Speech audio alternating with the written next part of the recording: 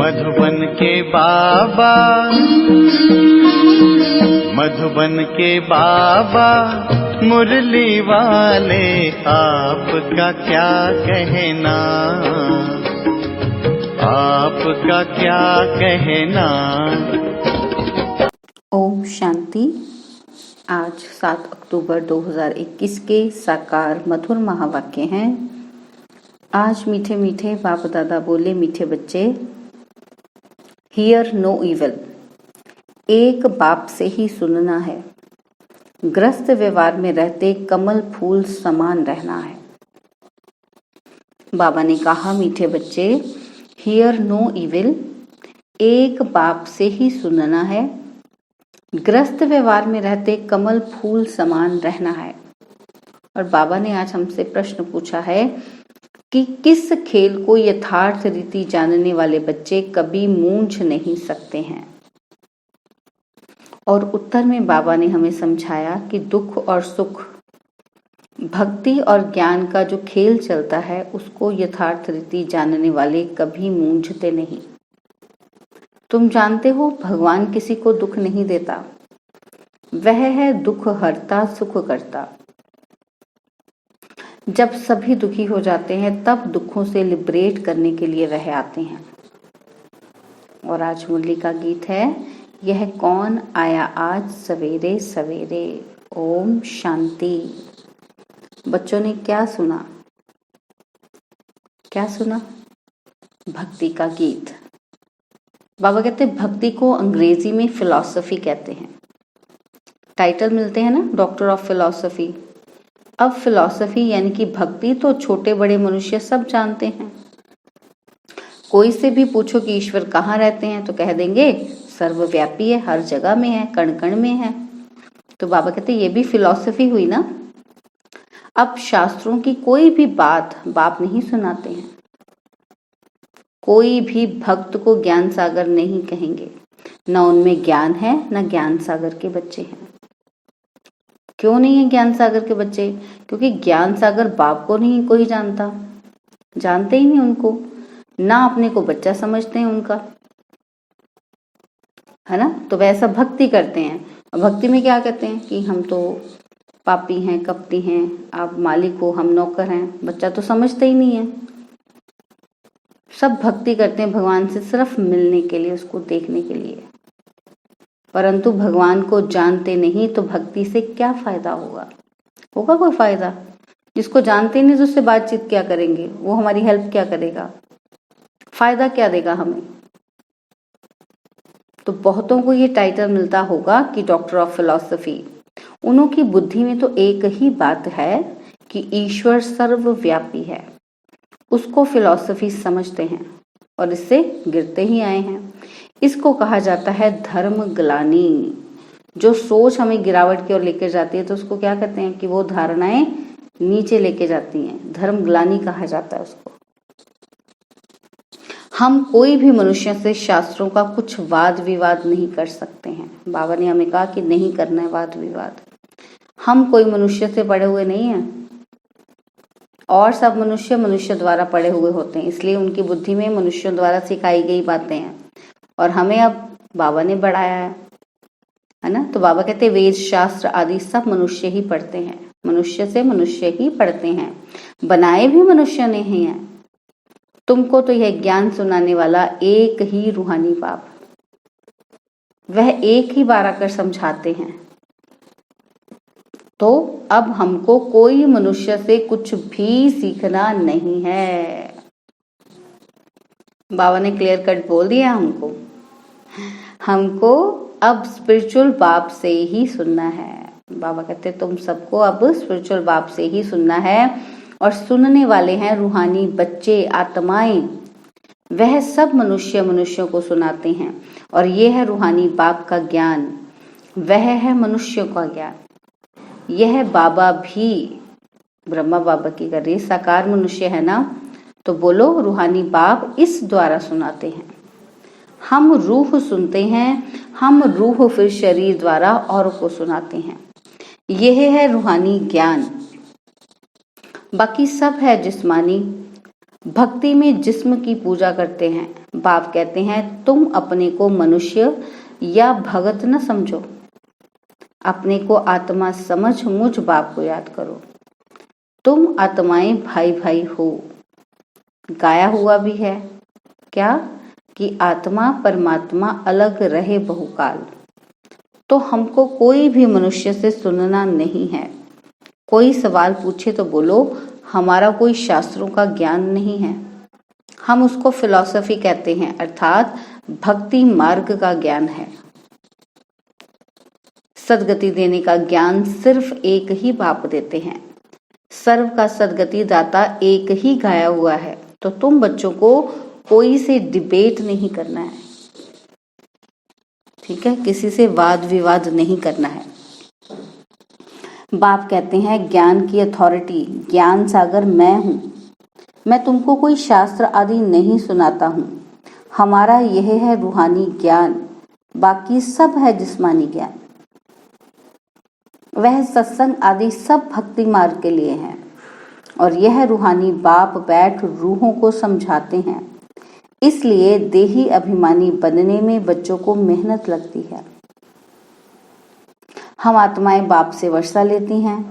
बाप के बच्चे जरूर बाप की ही गद्दी के वारिस होंगे, उसी के वारिस ही होंगे ना। लक्ष्मी नारायण भी देहधारी हैं, उनके बच्चे जिस्मानी बाप से वर्षा पाते हैं। यह बात ही न्यारी है। सत्युग में भी जिस्मानी बात हो जाती है।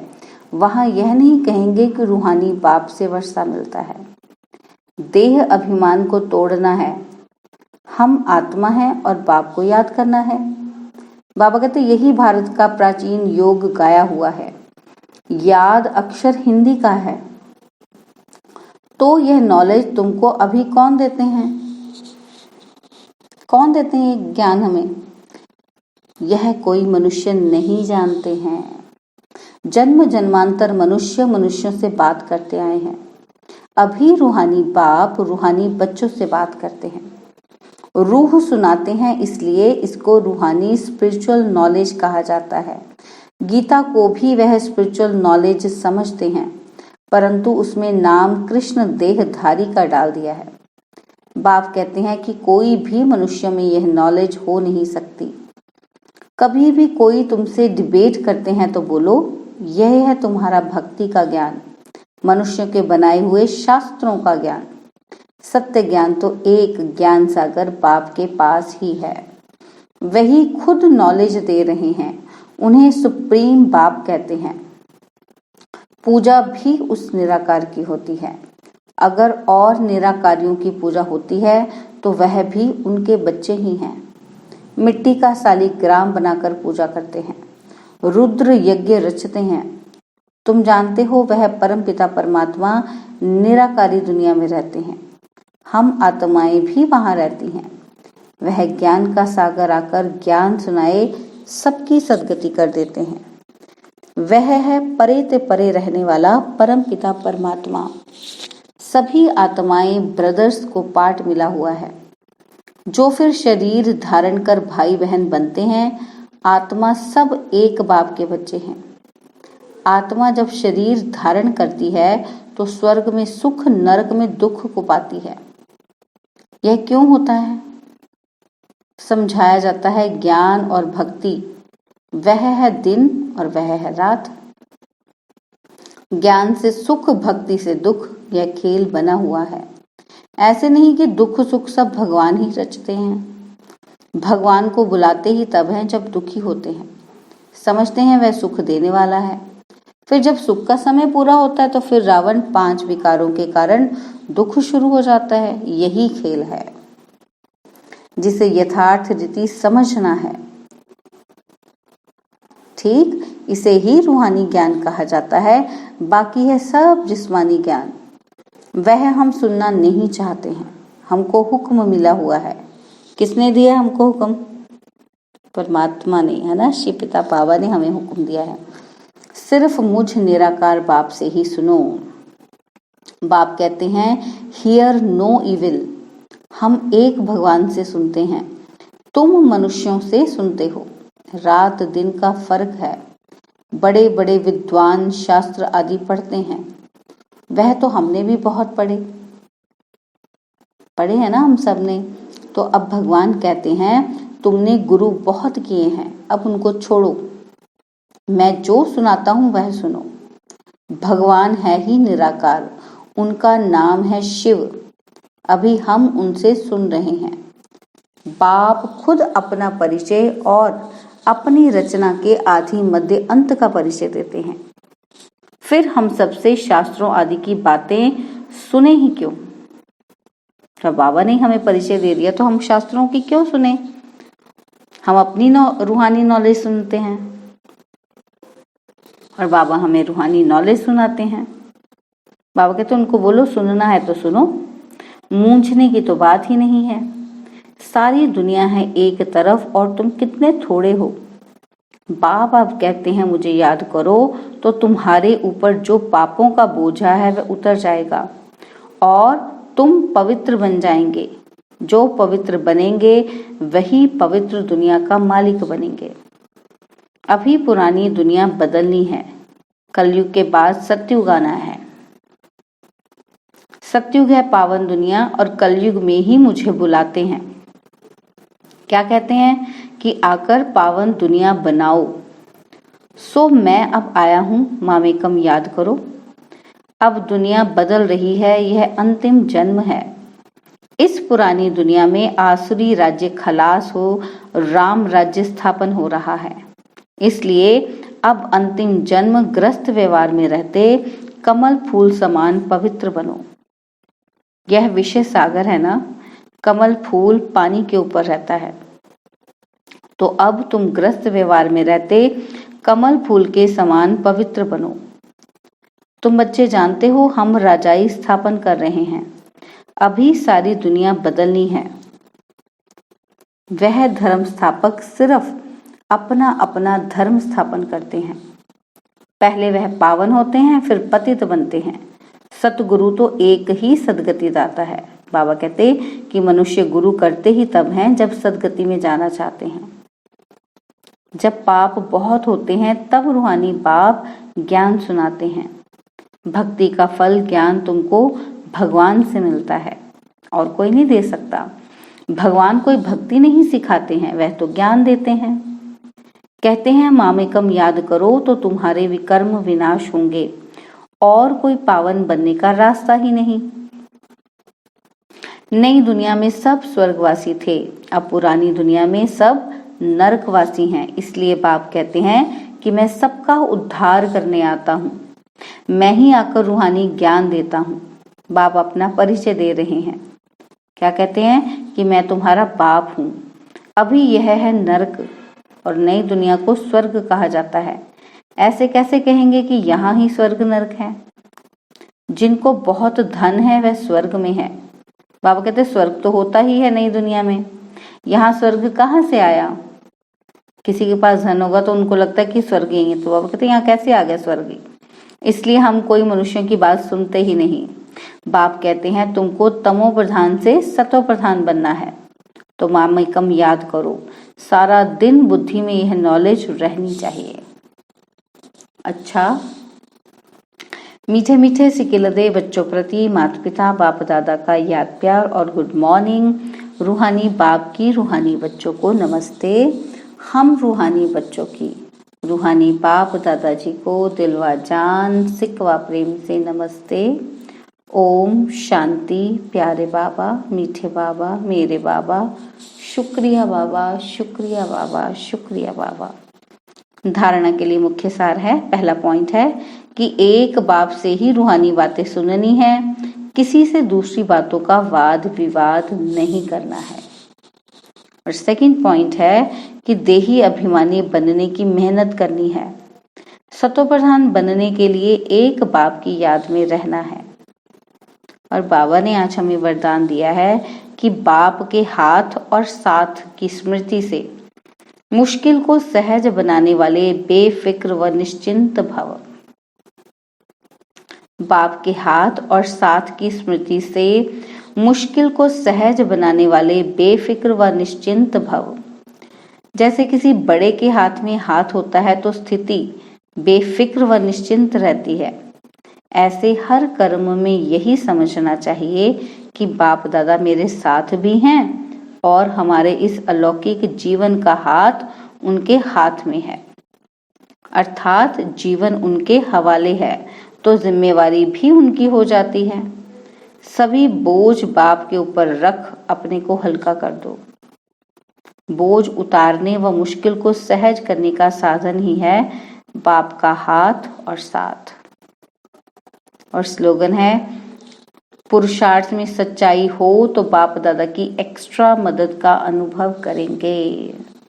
स्लोगन, पुरुषार्थ में सच्चाई हो तो बाप दादा की एक्स्ट्रा मदद का अनुभव करेंगे। ओम शांति। तो आज हम मातेश्वरी जी के भी अनमोल महावाक्य सुनेंगे। तो देखते हैं आज हमें किस बात पर क्लैरिटी दे रही हैं। पहला पॉइंट है कि ज्ञान, योग और दैवी गुणों की धारणा जीवन का आधार है। तो जगदम्बा माता समझा रही हैं कि यह तो आपको निश्चय है कि परमपिता परमात्मा द्वारा हमें नॉलेज मिल रही है। इस नॉलेज में मुख्य 3 पॉइंट्स हैं जिनके लिए अपने को पूरा पुरुषार्थ करने का ध्यान रखना है। कौन से 3 पॉइंट? इसमें पहले है योग अथवा ईश्वरीय याद, निरंतर याद, जिससे विकर्मों का विनाश होता है। और दूसरा है ज्ञान, माना इस सारे ब्रह्मांड सृष्टि की आदि मध्य अंत कैसे होती है। जब यह नॉलेज हो तब ही इस लाइफ में प्रैक्टिकल चेंज आ सकती है। जब किसी चीज का पता ही नहीं होगा तो हम उसको यूज कैसे करेंगे, है ना। तो जब नॉलेज हो तभी प्रैक्टिकल चेंज आ सकती है और हम भविष्य प्रारब्ध अच्छी बना सकते हैं। तीसरी पॉइंट है क्वालिफिकेशन। तो हमको सर्वगुण संपन्न 16 कला संपूर्ण अवश्य बनना है, तब ही देवता बन सकते हैं। तो अपने आप को चलते फिरते, खाते पीते इन तीनों पॉइंट्स पर ध्यान देना जरूरी है। इस एक ही जन्म में ज्ञान बल, योग बल और दैवी गुणों की धारणा की जाती है। तीनों का आपस में कनेक्शन है। ज्ञान बिगर योग नहीं लग सकता और योग बिगर दैवी गुणों की धारणा नहीं होती। इन तीनों पॉइंट्स पर सारी जीवन का आधार है, तब ही विकर्मों का खाता खलास हो, अच्छे कर्म बनते हैं। इसे ही ईश्वरीय जीवन कहा जाता है। कितनी सुंदर व्याख्या बताई है, कितनी सिंपल और सटीक। और दूसरा पॉइंट है, मातेश्वरी जी दे रही हैं प्रकाश इस बात पर कि भारत का प्राचीन योग परमात्मा द्वारा सिखाया हुआ है। तो कई बार हम ब्राह्मण आत्मा भी कंफ्यूज हो जाती है ना, तो बहुत ही सुंदर सरल तरीके से ये क्लैरिटी दी है। तो क्या कह रही हैं कि अपना ये ईश्वरीय योग भारत में प्राचीन योग के नाम से मशहूर है। इस योग को अविनाशी योग क्यों कहते हैं? क्योंकि अविनाशी परमपिता परमात्मा द्वारा सिखाया गया है। भल योग और मनुष्य आत्माएं भी सिखाती हैं और आत्माएं भी सिखाती हैं ना, इसलिए योगाश्रम वगैरह खोलते रहते हैं, परंतु वो प्राचीन योग सिखला नहीं सकते। देखो आगे कितना सुंदर बताया, कहते अगर ऐसा योग होता तो फिर और बल कहाँ, वो बल कहाँ, ताकत ही नहीं है। भारत तो दिन प्रतिदिन निर्बल होता जाता है।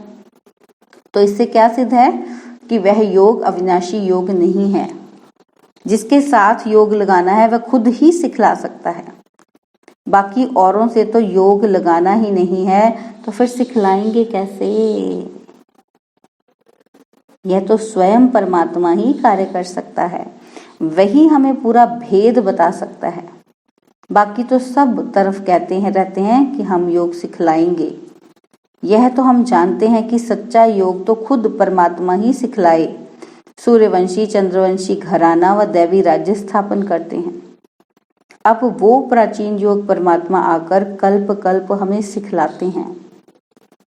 कहते हैं, हे आत्मा, मुझ परमात्मा के साथ निरंतर योग लगाओ तो तुम्हारे पाप नष्ट हो जाएंगे।